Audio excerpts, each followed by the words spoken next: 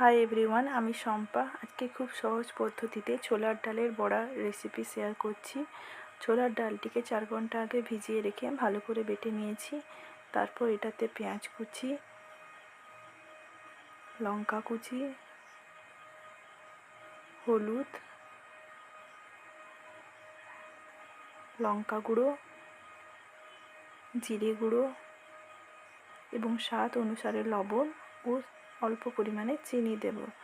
তারপর 1 চামচ বেসনের পরিমাণ খুব অল্প দেবেন। তারপর ভালো করে এটি মেখে নেবেন।